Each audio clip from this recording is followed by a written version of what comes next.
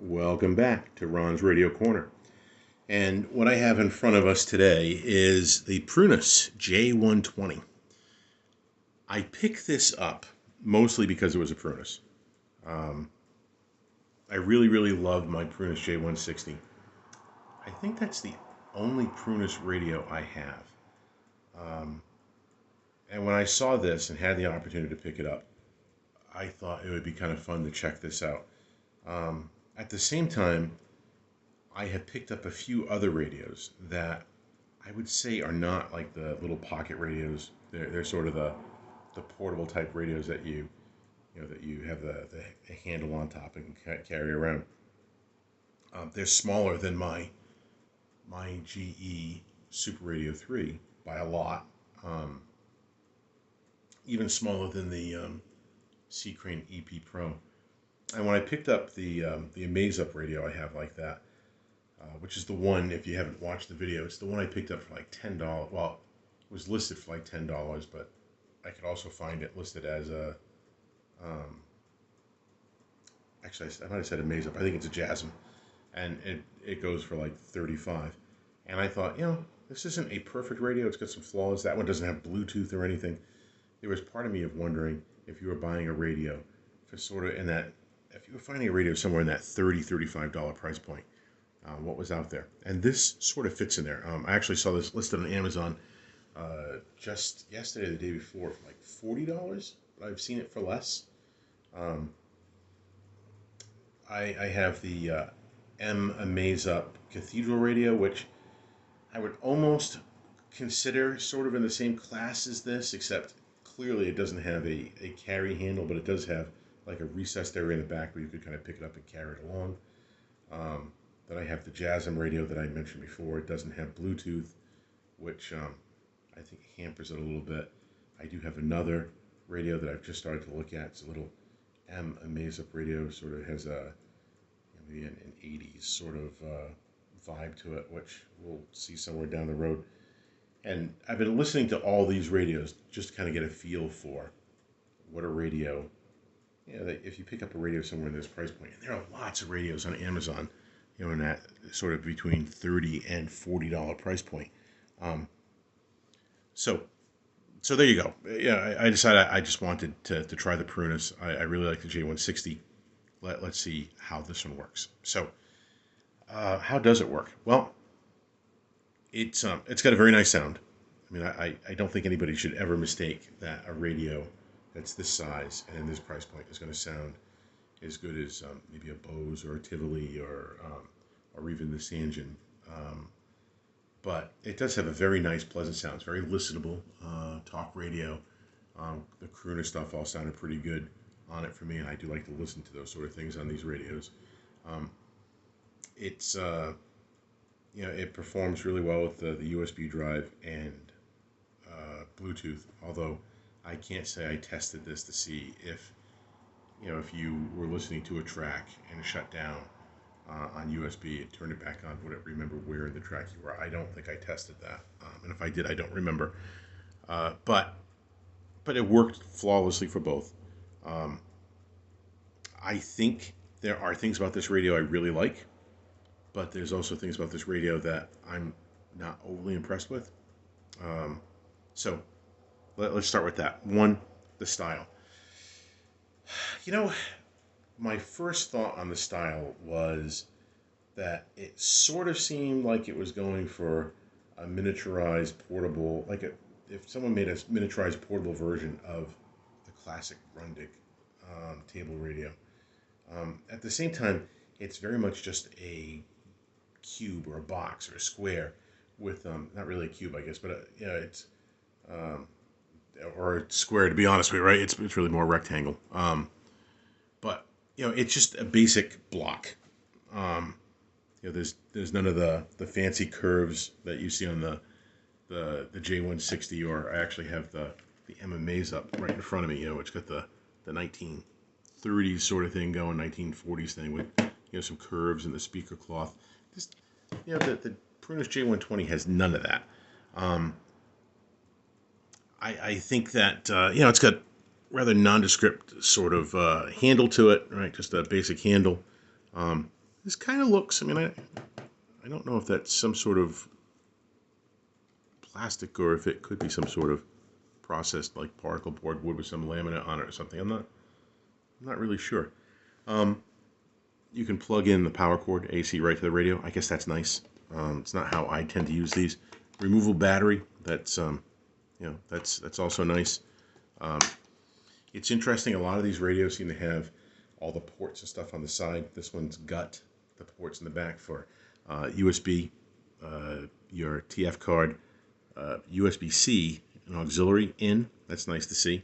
You have the antenna here, which is not going to be, there we go. Swings out and then can go up and out, and gotta be careful I don't snap it being crazy. But all right, you can pivot this around. That's nice. I did find reception on this was very, very good. I was picking up lots of local FM. I could pick up some, decent amount of AM. I haven't really done what I'd call a full band scan with it, but I did find, like I said, that reception was very good, and that sound was very good.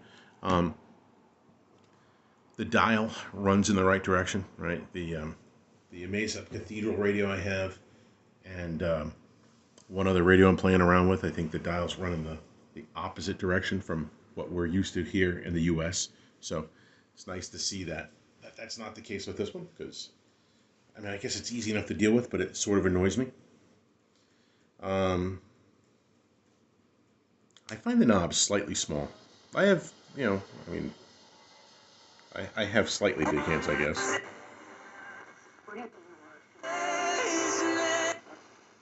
And I had a nice chat with him afterwards, and I said, hey, thanks for being a good sport. I said, my interactions for people on Powers all the time because of Austin Powers. That's my conversation with Edmonton's own Nathan Fillion. He plays Guy Gardner, part of the Just...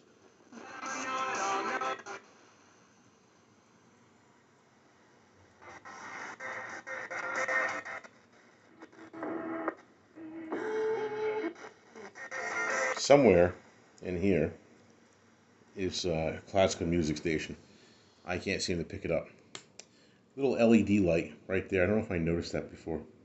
That comes on to tell you that the radio's on, which isn't a bad touch. These buttons are when you're, you have USB or you're Bluetoothing, so you can kind of pause or fast forward or rewind in the track. There's a mode button, which I didn't even bother to look up and see what that does. I assume it's if you have two of these that you can kind of pair it, because if you take this switch, that puts it in Bluetooth mode, unless you can AUX mode, Bluetooth mode, AUX mode.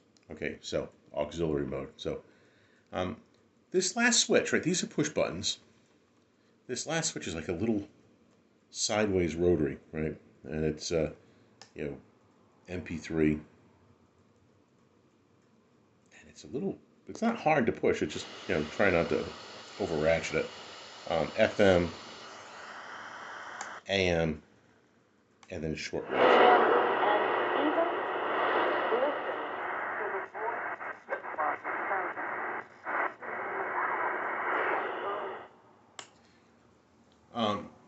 Overall, the more I have sat down with this radio, the more I've liked it. The look has sort of grown on me. My first thoughts were that, it sort of reminded me of that, that classic Grundig radio, like they were trying to go for that, but smaller, portable. But it also had a look to me that sort of reminded me of stuff from the 70s and 80s. An intercom box came to mind. But the more I have been around the radio, the more I find that it looks really nice on, sitting on a desk or on a shelf or something like that. So maybe a little plain, but in its own way, attractive. I don't know what I think of it as a portable radio. It's got a handle, but I think I'd be a little afraid to puck the heck out of, the wood finish, because I don't know what that is. It feels like it could be more than just plastic. but it makes it somewhat portable. Maybe good to put out on the portable table, the outdoor table while you're sitting out there, catching some sun or hanging out with friends or um, you know I think it's definitely not the type of radio that you would like bring out in the garage or the shop or something. Um, but I guess you could take it with you around the house if you move from one room to the other. Um, I don't like the fact that it doesn't have an illuminated dial.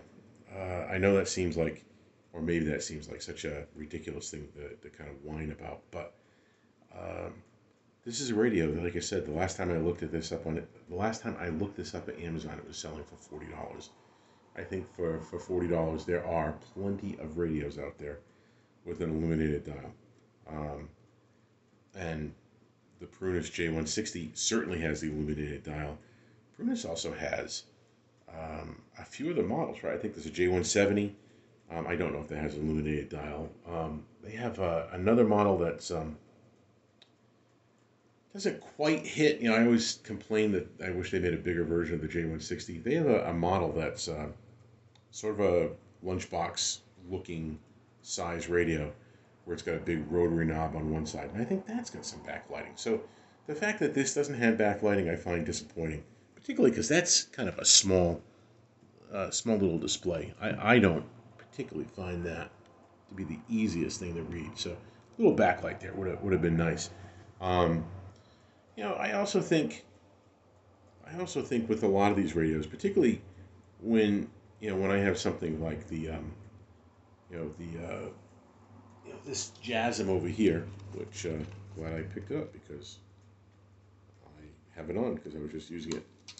Um, when this JASM radio, which sells for about maybe $10, has a battery and a tune light, you wonder why don't all these radios have that? I mean, if this little inexpensive radio can have a battery and a tune light, they certainly could have put one, on this Prunus J-120. There's room here where they could have done something, um, but it's not there. So, um, you know, I don't know what else to say about it. It's the Prunus J-120.